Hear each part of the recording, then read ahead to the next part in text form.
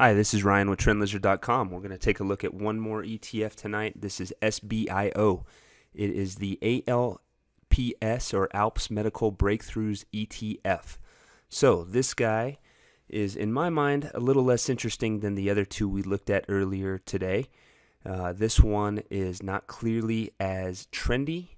It did have a really nice run in 2017 into 2018 and finds itself near its long-term high, but I think overall this guy is lacking some of the things we saw on the other ETFs that we looked at, and therefore I would be a little less excited on most time frames other than one, and we'll go ahead and expound on that and see what I'm talking about. But here on the very long-term outlook, it was incepted in late 2014. It's had some big swings back and forth, as you can see here, but overall it's really lacked complete direction. Of course, when it goes from 19 up to 40, that's a pretty good move, but still overall I don't think this guy is in an uptrend, and therefore I'd be a little bit more skeptical of what's going on. So what I think is going on here is I think one large ABC counter-trend pullback is underway. I don't think it's over. I think this guy could be in for a really rough ride in the not too distant future. So on the long-term time frame, I don't think this is one that you want to be holding on to, and we'll continue to drill in from there, and I'll show you what I'm talking about. So if we zoom in and look at the advance off the 2016 low, the way this move started, and this is the ultimate low for the pullback here, as you can see, this is the low here, and that's the same low right here. You can see the way this move started right off the bat. It wasn't a trendy move. It was retraced mostly by this late 2016 pullback. Not a great way to start the move, and that already gives me pause as to its long-term potential.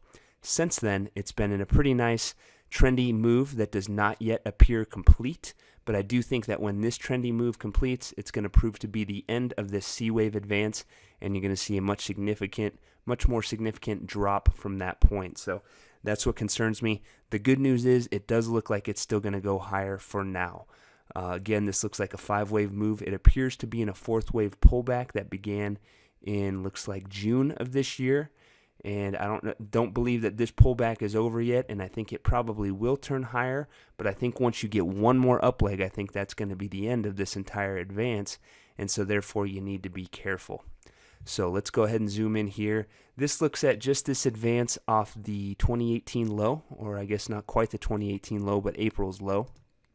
This is it. This is a nice trendy 5-wave move, and as has been the entire move, it's been trendy to the upside, and it continues to point higher on a shorter time frame. This counter trend pullback that's played out over the last couple months is a counter trend move. That's a good sign that it is going to continue higher for now. I think once this pullback ends, you will see another 5-wave advance to a new high. It's probably even going to best this high and end at a new all-time high for SBIO, but I don't think it's sustainable. I think you're going to see one more final up leg, and that's going to complete the move. As you can see, it's in a 5-wave advance. This is the 4th wave here. Once you get that 5th wave up, it'll probably be kind of a sucker breakout, finds a new high, reverses down from there. So from that point of view, I am not very confident that this thing is a good bet. I think you could trade it on a short-term time frame once this pullback ends.